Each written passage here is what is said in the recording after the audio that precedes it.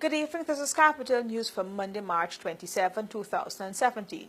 With the news, I am Iva Wharton. Thanks for joining us. We begin this evening by telling you that a young mother, badly disfigured by the father of her children, is seeking your help financially for surgery overseas. Shonda's entire face is completely disfigured. Corrosive acid burnt away her nose, eyes, and upper body. Within the blink of an eye, this woman's life was changed forever at the hands of the father of her children. After enduring almost 10 years of abuse, Shonda Williamson decided that she had had enough and finally summoned the courage to walk away from the relationship. But her former lover was not prepared to let her enjoy a life away from his control. The man journeyed from Linden Region 10 to punish the mother of his children by attacking her at a friend's house in New Amsterdam, Berbice. Williamson was full of life and hope for the future. She had just begun working and was caring for her two boys away from that toxic relationship when the incident occurred. The perpetrator, Alfred De Jong, also known as Natta Boy, committed the horrendous act while screaming, "If I can't have you, no one else can." Every time I leave it, I always move home back by my mother. And he would come and he would say he's sorry and he wouldn't do it again, and I would just forgive him because it's long now we're together and I don't want to leave him and go and get somebody else and maybe I'll end up into worse. So I just used to say maybe he would change, but he never did. So walk me through what happened on that day when this incident occurred. The night I went out on the road and I was coming in back. When I made to the gate, I opened the gate, I went to the veranda piece, I stood there, I knocked. I guess my friend, she didn't hear on the first knock. So I was standing there like this way and something was like, "Shonda, turn to your left." When I turned to my left, I saw him approaching me. I know it was him. The walk, the body structure, everything, his face, but it's just the way he looked so strange. So I left staring at him because he had these like weave in his hair and he had like a female garment on. So it left me shocked, and so I just left staring at him. By the time I couldn't do anything, he just threw, I don't know, the acid on me, the liquid. And there I was standing, screaming, knocking on the door for my friend.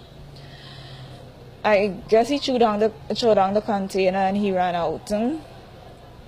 While knocking on the door, she opened, because I was screaming for her. She opened. She was like, "What is this? What happened to you?"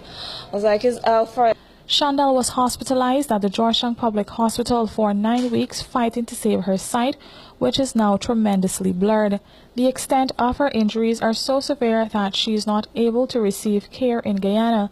Therefore, she must travel overseas for treatment. Despite her challenges, she intends on becoming an advocate against domestic violence and wants to help both men and women who are experiencing this prevalent social ill in Guyana. Since leaving the hospital, Shonda is being cared for by her family. She explained that the most painful part of this ordeal is the fact that her children are afraid to come close to her because of her state. I would just like to encourage that person to get out of it fast, even to the first hit. Don't think it will done there. It will continue. Like I did, I was staying and say it will stop, but it lead to this. Just don't stay any longer. Just get out of it fast. Well, I'm grateful to she. Thanks to them. When I finish with this here, I just want to be out there to encourage my fellow young women, even to these gentlemen, if I could talk to them, just because they should look at it, that we women are like their mother. We're there doing everything just like their mother. We're there cooking for them, cleaning their clothes, washing their clothes, doing everything. It's just that we women please them in the emotion way, but their mother don't. So why, if you don't raise your hand to your mother, why is it you're raising your hand to your woman? It's not good. Just stop it. You also said to me that you think this happened for a reason, that God has a plan. Tell me a little bit more about that. Well, indeed, I think God has a plan for me, so I can be a testimony to others. I could be closer to Him, and when I walk, people should look at me and say, well, yes, indeed, she's a testimony. God has saved her, because look what she was, and look what she is now today. Non-governmental organization Save Enhanced Emergency Aid, SHE, has been able to secure treatment services for her at a top U.S. hospital where she will receive state-of-the-art treatment from some of the best doctors in the field. SHE is funded by donations from the public on a case-by-case basis. Therefore, they are asking for your help. Tracy Kendricks for Capital News.